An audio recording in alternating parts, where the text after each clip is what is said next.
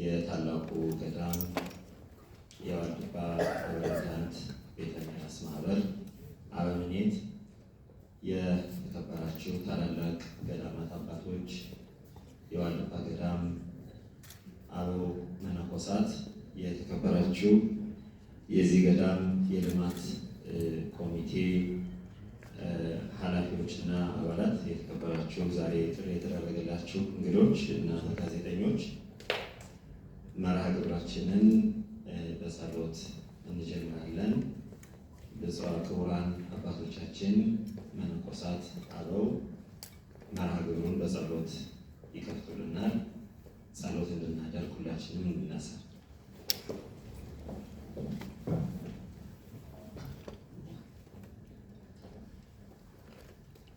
እሺ። በስመ አብ ወወልድ ወመንፈስ ቅዱስ አሐዱ አምላክ። በስመ አብ ወወልድ ወመንፈስ ቅዱስ አሐዱ አምላክ። በስመ አብ ወወልድ ወመንፈስ ቅዱስ አሐዱ አምላክ። ተጋባታችን ታዋ ቅዱሳን ተጋባ መላእክት ይበርልን። ተረበሌሊቱን ሰርቀሌሊቱ ባርክ አምላክ ይባርክን። ስርዓታትን ይብለቅልን። በሰባቱ ወገን ያውቃል። ተጋባታችን የቀደሰልን ጉባኤያችን ያስፋልና አምላክ አሁን ሰላም አሳፍሮ ሰላም ያውለን። ፍቅሩ ሰላም ያውለን። አምላክ አሁን ዘበሰማያት ነው።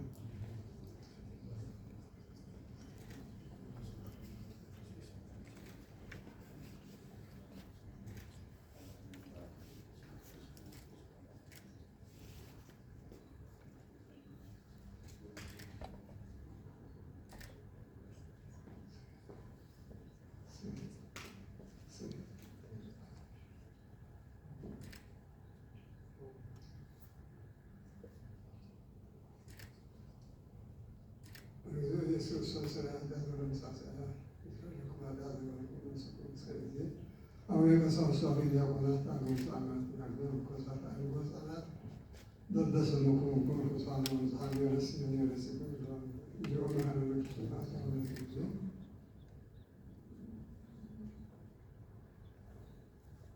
በዛሬ ማርና ዘይመት ይቀበል በአፎ ለመንፈስ ዘንተ ስመ ማርያም ለሰው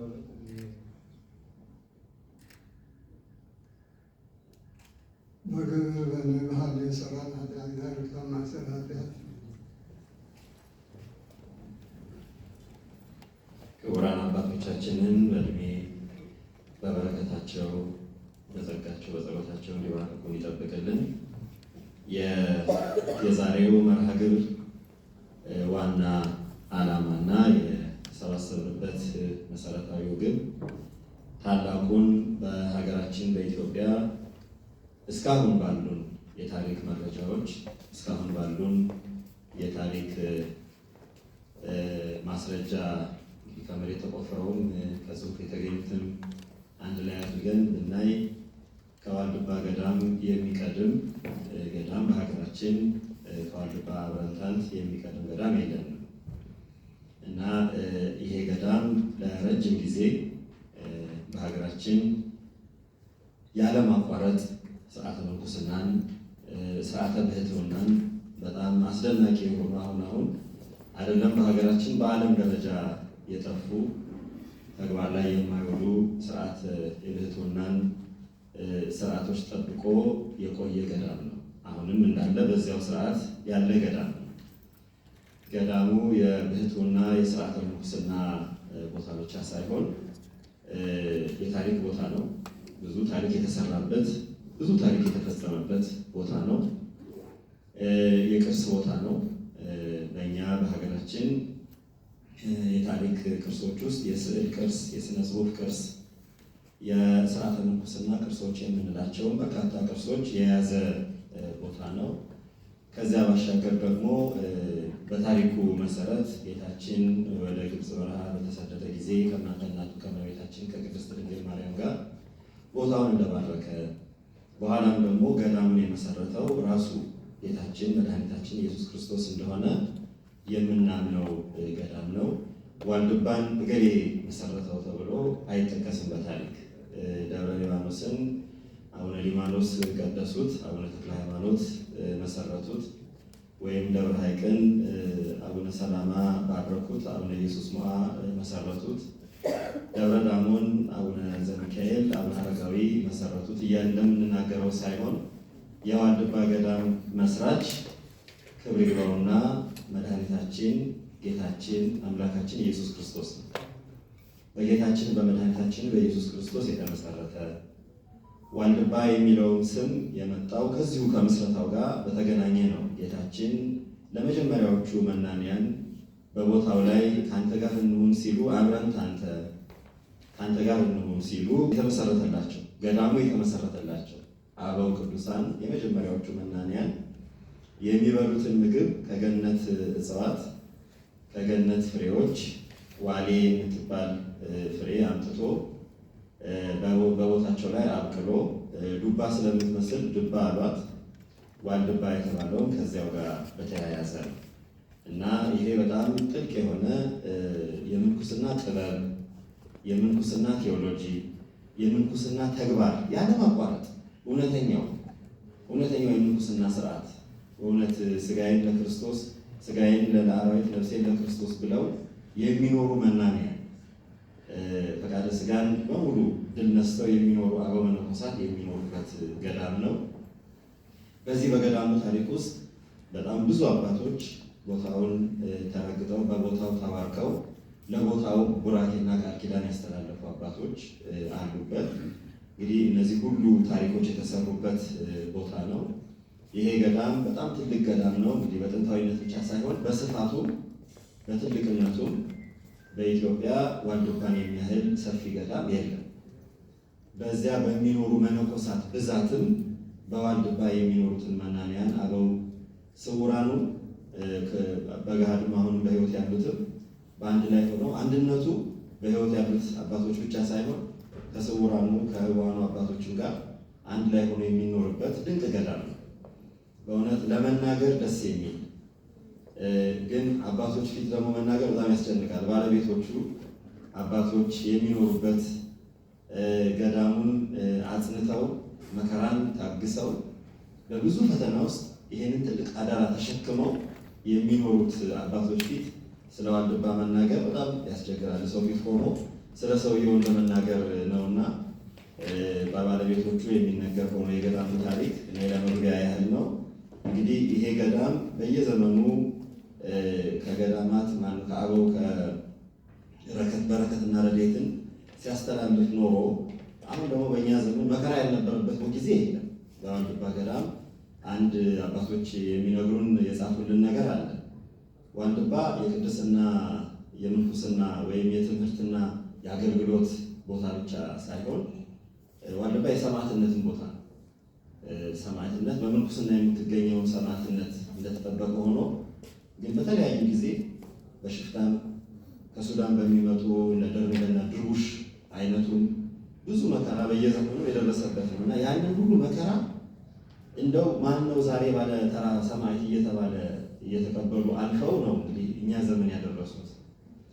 የእኛ ዘመን ደግሞ ያው የራሱ የሆነ ፈተና አለው፣ ብዙ ፈተና አለው። ያንን ፈተና ተቋቁሞ ዋልድባን ለመጠበቅ የተሻለ ልማት የተሻለ በራስን የመቻል እንዲኖረው ለማድረግ ልማት በመልሶ ማቋቋም ለመርዳት ዋልድባ የብዙ ሀብት ባለቤት ነው። ከታሪካዊ ከሃይማኖታዊ ከመንፈሳዊ ቅርሶቹ በተጨማሪ ብዙ የተፈጥሮ ሀብት ያለው ቦታ ነው። በጣም ብዙ ወንዞች፣ ብዙ መሬት፣ ብዙ እጽዋት ያለው ቦታ ነው።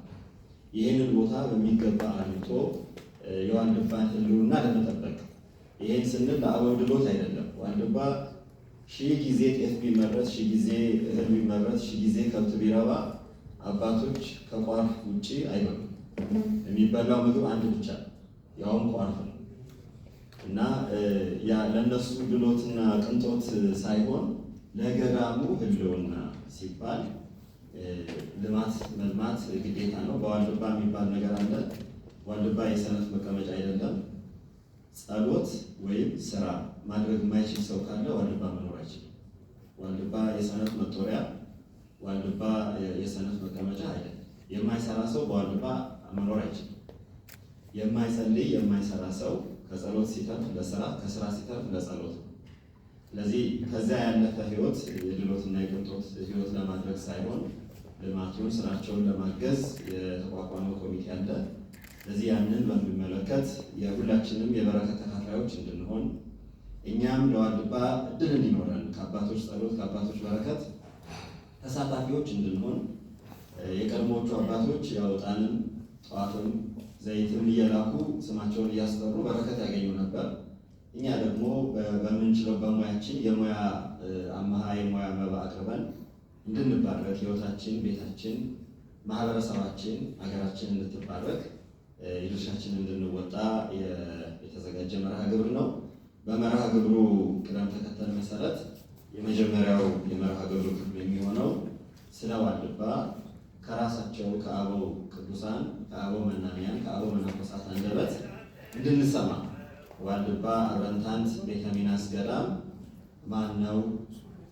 አሁንስ የተሰበሰብንበት ዓላማ በራሳቸው በተከበሩ አባቶቻችን ይቀርብልናል። ይህንንም በገዳሙ አበምኔት በመምህር ቆሞስ አባ ኃይለ ሚካኤል እና በአባ ገብረ ሥላሴ በገዳሙ አባቶች አማካኝነት ስለ ገዳሙ አጠር ያለ ታሪኩን የገዳሙን አመሰራረትና አሁን በተጨባጭ ያሉትን ጉዳዮች በአጭሩ ያቀርቡልናል። በቀጥታ ወደ አባቶች ወስዳቸዋለሁ። አብራችሁ እንድትሆኑ በዚህ አጋጣሚ በእግዚአብሔር ስም በአበው ስም እጠይቃለሁ።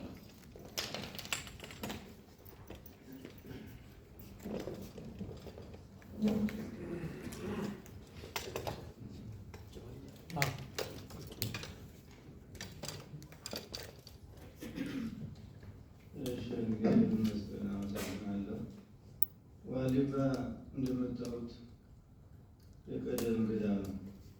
የሚቀድመው መድኃኒታችን ኢየሱስ ክርስቶስ ሶስቱም ገዳማት ሲሆን የመጀመሪያ ገዳም ዋልድባ ነው። ምክንያቱም በስደቱ ጊዜ በራሱ የገደሙ መሆኑን እንዲታወቅ ከዛ እንደገና በ485 መጋቢት 27 ቀን 1000 አባቶችን ከቡልጋ ከሰማ ሰንበት ከምትባለው ራሱ እየመራ አንስቶ 151 አዕማድ ያላት በግብረ ቅዱስ የተሰራ ቤተክርስቲያን በዛ የድንጋይ ቆብ በድንጋይ ቆብ አሞልኩሶ ስጋው ደሙን አቀብሎ ዮርዳኖስን ሰጥቶ ሃሌሉያ ሰውራቸው። እንደምታውቁት መጀመሪያ የሚጠራው ዋልድባ የተባለው እንደተናገሩት ዋዕድ የተባለች የገነት ዕፅ ናት። ዱባ የተባለ ፍሬ ሆነው በዛ ይጠራል። አብረንታንት የሚባለውም ጌታችን ኢየሱስ ክርስቶስ ሲሰወር ከአንተ አንለይም አብረን ሲሉ አብረንታንት ተባለ።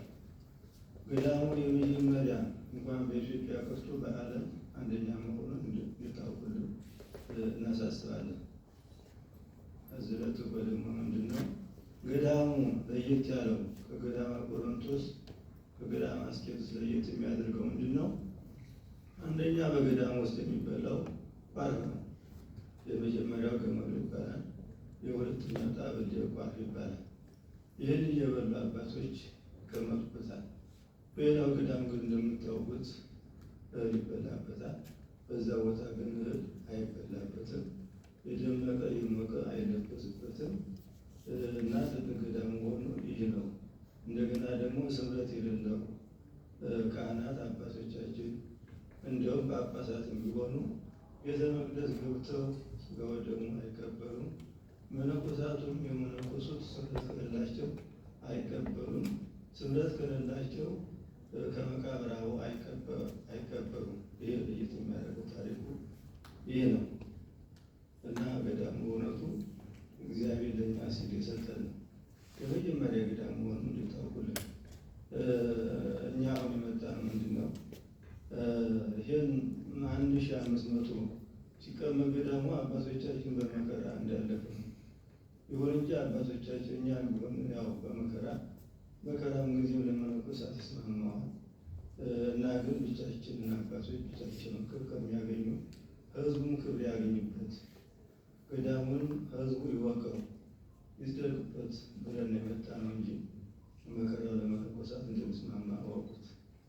ይሄ ክብር ግን በጊዜው ጊዜ ይገለጥ ብሎ እግዚአብሔር አነሳስቶ ልማት እንዲሆን ይህ ልማት ደግሞ ለገዳሙ ብቻ ሳይሆን ሌሎቹ ሁሉ ገዳማት የደከሙ አባቶቻችንን በመንገድ የወደቁትን ሁሉ እንዲረዳ ተብሎ ታስቦ ነው የሁሉ ተደረገውና ሁላችሁ ህዝበ ክርስቲያን ግን የምትሰጡት አንደኛ ክብራችሁ ለራሳችሁ መሆኑን እንድታውቁት። ክብር የሚሰጥ የሚቀበል ምስክርነት ነው እና ገዳማችን ትልቅ ገዳም ነው። ከዚህ ገዳም አባቴ ገረዳ ሲቀጥሉበት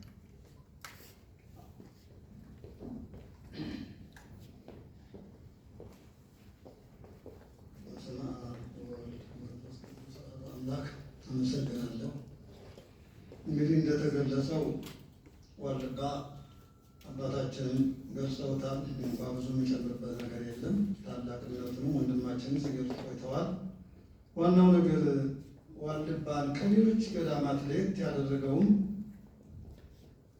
ብዙ ነገር ስርዓቶች አሉት።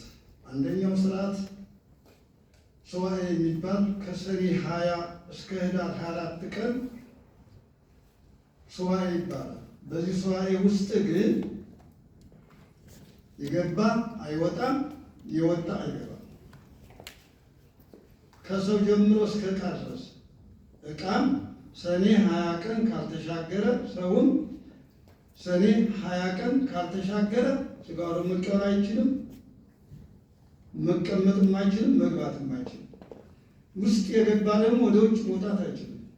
ዕቃም መርፍ የምትሆን ስርዓት ትሰራ። ይሄ ከሌሎች ገዳማት ለየት የሚያደርግ ስርዓት አለ።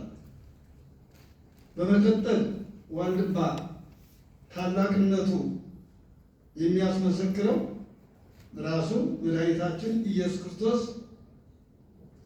በስጋ ተገልጾ አባቶቻችን እየመራ ሲርባቸው እያበላ ሲጠማቸው እያጠጣ እያሳረፈ ከሸዋ አንስቶ እስከ አብረንታንት ድረስ ሲደርስ 1 ዓመት ከ2 በላይ የተጓዙት። እንዴት ሲባል በ484 ጥር 11 ቀን ነው የተነሱት። ከዚያ ጀምረው ከተነሱበት ጀምረው የተነሱበት ምክንያትም አለው። የተነሱበትን ምክንያት ምናልባት ዘርዘር አድርጎ ለመናገር ጊዜ የለንም፣ ሰዓት የለንም። በጽሁፍ ላይ አስቀምጠነዋል። ጽሁፍ ላይ ማንመት ትችላላችሁ። ነገር ግን 1 ዓመት ከ2 ወር ሲጓዙ ግን በየመንገዱ እየሞቱ በየመንገዱ ደክመው እየቀሩ ታሞ የቀሩ አሉ። እነዚህ ሁሉ እዚያች ሲደርሱ ግን አምላክነቱን ለመግለጽ ሲፈልግ እንግዲህ እዚህ ብትቀሩ አምላካችሁን አታገኙ ወይ ብሎ ጠየቃቸው። እነማን እንፈልጋለን ጌታችን አንተን ነው እንጂ አሉ። እኔ ነኝ አላቸው። አንተ ከሆንክማ እውነተኛው አምላክ ከሆንክማ እስኪ ምንድን ታሳየናለህ አሉት። የፈለጋችሁትን አለ። ሌላውን ወደ ብዙ ዝርዝር አልገባም፣ ውጥር ለማድረግ ያህል ነው። ብዙ ነገሮች አሉት ወደኋላ። እንግዲያስ አምላካችን ከሆንክ የሞቱትን አንስተህ የታመሙትን ፈውሰህ የደከሙትን አበርትተህ ከዚች ቦታ ላይ አንድ ቦታ አድርገንና አምላክነና እስመ አልቦ ነገር ይሳል እግዚአብሔር አምጥቶ ቁጭ አድርገላችሁ እውነተኛው አምላክ አንተ ነህ። በሉ እንግዲህ ኢየሩሳሌም ልትሄዱች ኢየሩሳሌም ትሁንላችሁ ብሎ በኢየሩሳሌም ሰይሞ ያው በምድራዊት ኢየሩሳሌም ሳይሆን ሰማያዊት ኢየሩሳሌም ናት። በምድራዊት ኢየሩሳሌም ብዙ ነገር ይፈጸምባታል። ይበላል፣ ያማረ የጣመ የሞቀ የደመቀ ይለበሳል። ይችን ግን እንደ ሰማያዊት ቅዱስ ቅዱስ ቅዱስ ተብሎ እንደሚመሰገንባት እንዲመሰገንባት ራሱ በዚች እህል እንዳይበላባት፣ ኃጢአት እንዳይሻገርባት፣ የሞቀ የደመቀ እንዳይለበስባት ይቺ ቦታ ኢየሩሳሌም ናቸው። ይቺ ቦታ ምድሯን የረገጠ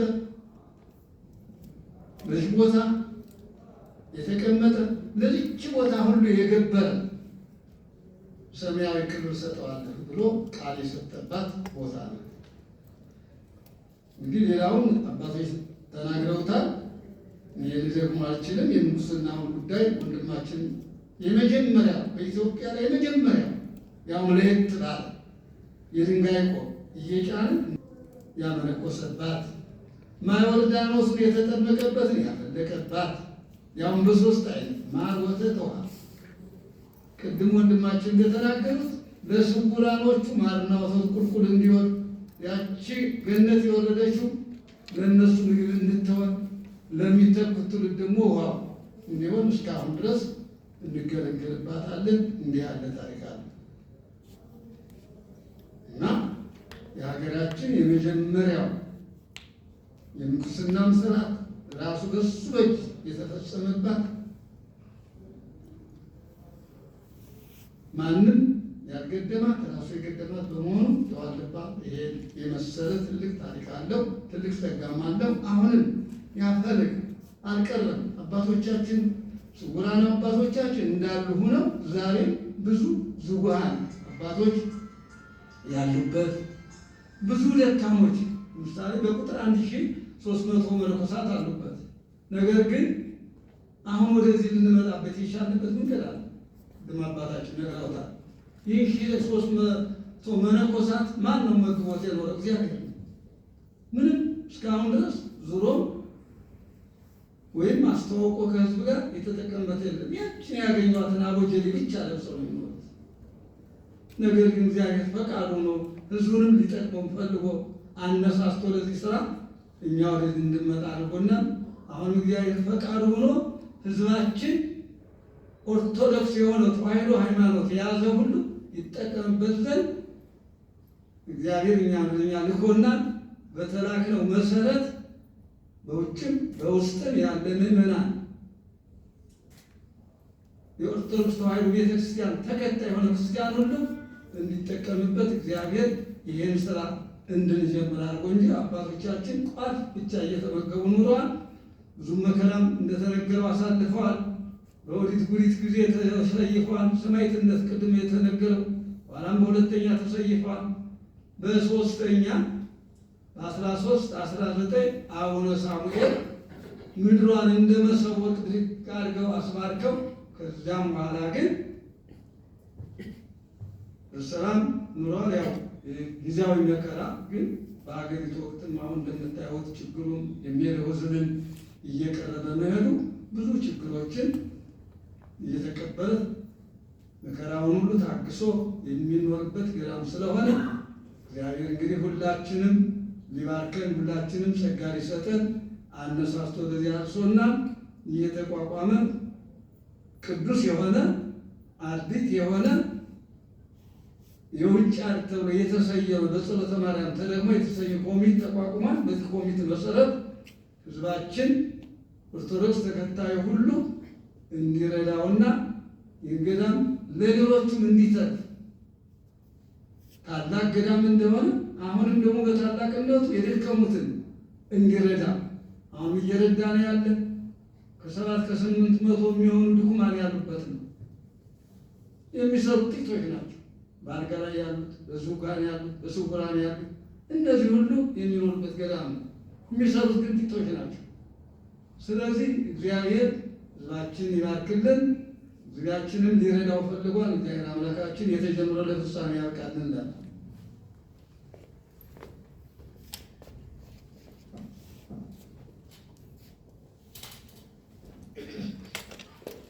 የክቡራን አባቶቻችን ጸሎታቸው በረከታቸው ሁላችን ጋር ይሁንልን፣ በሁላችን ላይ ይደርብን። እንግዲህ በሰሜን ጎንደር ሀገረ ስብከት የዋልድባ አብረንታንት መድኃኔዓለም ዘአቡነ ሚናስ ማህበር የልማት ኮሚቴ ከዚህ ቀጥሎ ያዘጋጀውን የዕለቱን ጋዜጣዊ መግለጫ ይሰጥልናል። እንግዲህ አባቶቻችን ታሪኩን በእውነት ቁጭ ብለን ብንውል አያልቅም። የዋልድባ ታሪክ ሲተረክ ቢውል አያልቅም። በየዘመኑ ያለው አሁን አባቶች ሲናገሩ እንግዲህ ገዳሙ በጌታችን ስደት ከተቋቋመ 2000 ዓመት በ480 ዓመተ ምህረት ደግሞ ከተቋቋመ ያው እንግዲህ 1500 ዓመት ይህን ሁሉ እየቆጠርን ብንሄድ በየዘመኑ በጣም በርካታ ታላላቅ አባቶች እንግዲህ የሚጠቀሱ አባቶች አሉ። እንደው ለመሸጋገሪያ በአባ ጊዮርጊስ ዘጋስጫ ዘመን ሊቁ አባታችን አቡነ ጊዮርጊስ ዘጋስጫ ወደ ዋልድባ ሄደው በዋልድባ ካሉ አባቶች በረከት እንደተቀበሉ ገድላቸው ይነግረናል። በተለይ በእሳቸው ዘመን የነበሩት አባ ሳሙኤል ዘዋልድባ በቦታቸው ተገኝተው አባ ጊዮርጊስ ዘጋስጫ 2 ጊዜ ነው ዋልድባ የሄዱት። በመጀመሪያ አቡነ ሳሙኤል ዘዋልድባን የደብረ ዳሞ አባ ጊዮርጊስ የደብረ ዳሞ ንብረት ሆነው አፄ ዳዊት ከተሾሙ በኋላ በደብረ ዳሞ ስርዓት መሰረት በደብረ ዳሞ ስርዓት እንግዲህ የገዳሙ ንውረድ ከቦታ ቦታ ሲንቀሳቀስ 4 በቅሎ ተሸልሞ በወርቅ ተሽቆጥቁጦ የወርቅ ድባብ ታስሮለት እሱ በነጭ በቅሎ ተቀምጦ ነው የደብረ ዳሞ መምህር የሚሄደው እና በዚያ ልማድ ወደ ዋልድባ ሲሄዱ አቡነ ሳሙኤል ከሩቁ አዩና ማን ነው እንደዚህ እንደው ተሽቆጥቁጦ ወደ ዋልድባ የሚመጣው ብለው ሲሉ አይ እንግዲህ የደብረ ዳሞ መምህር ንውረዱ አባ ጊዮርጊስ ናቸው ብለው ሲሏቸው አይ አባ ጊዮርጊስ እንደዚህ አይሆኑም፣ እሳቸው መናኝ ናቸው፣ እንግዳ እንደዚህ ከሆነ ሌላ ሰው ይሆናል፣ እኔ ማግኘት አልፈልግም ብለው ወደ ጾማት ይባላል። በዋልድባ የጾማት የበዓት ስርዓት አለ። ሰው በቁመቱ ልክ ዋሻ ጉድጓድ ቆፍሮ የሚኖርበት ዛፍ ፈርፍሮ የሚኖርበት ስርዓት አለ። ዲማ ይባላል የዛፉ ስርዓት ደግሞ በዛፍ ውስጥ ይኖራሉ። በዚያው እየኖሩ እንግዲህ ሲያርፉም በዚያው አርፎ ዛፉ ህይወቱን ይቀጥላል። አባቶች በዛፍ ውስጥ ይቀራሉ እዚያው መቃብር አድርገው እና ብዙ አይነት ታሪክ ያለበት ቦታ ነውና አባ ጊዮርጊስ ያው ተመልሰው ሄዱ። ሲመለሱ እመቤታችን አቡነ ሳሙኤል ተገዛ እንደ ወዳጅህን ለምን መለስክ ባለቻቸው ይላል አባ ጊዮርጊስ ገድል። አይ እንግዲህ በሌላ ጊዜ እመጣለሁ ብለው አባ ጊዮርጊስም ተመለሱ። ሲመለሱ በሌላ ጊዜ አባ ጊዮርጊስ አቡነ ሳሙኤል ዘዋልድባ አርፈዋል እና መቃብራቸውን አሳዩኝ ብለው መቃብራቸው ላይ ቆመው አባ ጊዮርጊስ ዘጋስጫ የአቡነ ሳሙኤልን ማህሌት የደረሱት ዋልድባ ነው። በሰቀጸቁ ገዚፊ ስጋሁ አባ ሳሙኤል ዘንጉዝ ምንኩስናው አራዊተ ገዳም ሰራዊት ጋር ነው ቅድሜሁ አካል አንበሳ ብሎ ማይመጥን በዴሁ ብለው ለአባ ሳሙኤል ደርሰውላቸዋል። ሙሉን የአቡነ ሳሙኤልን ማህሌት መቃብራቸው ላይ ቆመው ይላል አባ ጊዮርጊስ ዘጋስጫ ገድል። አፈሩን ራሳቸው ላይ እየነሰነሱ እየወደቁ እየተነሱ አባ ሳሙኤልን አክብረዋል። እንዲህ አይነት ታሪክ ያለውና የዋልድባን ገዳም ታሪክ ስንናገር ውለን ስንናገር ብናደር አያልቅ። በረከቱ የአባቶቻችን በረከት በሁላችን ላይ ይደር። ስርዓተ ምንኩስናው ስምረት ነው። ይሄ በሌላ ቦታ በብዙ የለም፣ በዋልድባ ብቻ ያለ ስርዓት ነው። ልብሳቸው የምታዩት ወይባም ራሱ ሳይቀር የዋልድባ ስርዓት ነው። ከዋልድባ ውጭ እንደው ለመመሳሰል ካልሆነ ይሄ ስርዓት የዋልድባ ስርዓት ነው። አለባበሱም ስርዓቱ፣ ምግባቸውም ቋርፍ ነው። ባህላቸው የዋልድባ ባህል ህመም ካልገታው እድሜ ካልገታው በስተቀር ስራና ጸሎት ብቻ ነው። በዋልድባ ክፋት አይፈቀድም፣ ወሬ አይፈቀድም። በአጠቃላይ ታላቁ የኢትዮጵያ ታሪክ መዝጋቢ ከሆኑት የኛ የ19ኛው የ20ኛው ክፍለ ዘመን ሰው አንዱ ተክለ ጻድቅ መኩሪያ የኢትዮጵያ አስቄጠስ ነው ብለውታል። ዋልድባ በኢትዮጵያ ያለ አስቄጠስ ነው። አስቄጠስ በግብጽ ነው የሚታወቀው አሴቲኪ፣ በኢትዮጵያ ደግሞ ዋልድባ ነው ያለን እና ይሄ ትልቅ ታሪካዊ ቦታ፣ ይሄ ትልቅ ተነግሮ የማያልቅ ቦታ እኛ ልንረዳው ሳይሆን እኛ እንድንረዳበት። አሁን አንዳንድ ጊዜ እኔ እንደ ሰባኪ ሁል ጊዜ የሚገርመኝ እንደው ቤተክርስቲያን ምዕመናንን በየቤታቸው አንኳኩታ ሳትጠራ ደወል ሳንደውል ይሄ ሁሉ ሰው ከቤተክርስቲያን እንዴት ተገኘ ስንል አንደኛው ምስጢር አባቶቻችን ጸሎት፣ የሰባኪያን ስብከታቸው እንዲሰምር፣ የመምህራን ትምህርታቸው እንዲሰምር፣ የአበው ቅዱሳን ጸሎታቸው እንዲሰምር የሚያደርገው እንደ ዋልድባ ያሉ አባቶች ጸሎት ነው። የዚህን ገዳም ስርዓት ጠብቆ እንዲቆይ ማድረግ በእውነት ሀገርም ቤተክርስቲያንም ሃይማኖትም ቤተሰብም ሕይወትም እንዲጠበቅ ማድረግ ነውና ይሄንን አደራ ሁላችን እንድንወጣ አባታችን እንዳሉት ለእናንተ በረከትን ይዘን መጣን እንጂ እኛ መከራውንም ረሃቡንም ችለነው 1300 ሆነ ኖረናል። ወደፊትም እንኖራለን በእግዚአብሔር እርዳታ። ግን ይሄ በረከት ለሁላችሁም እንዲሆን ሁላችሁም እንድትሳተፉበት ነው ጥሪ የምናደርገው።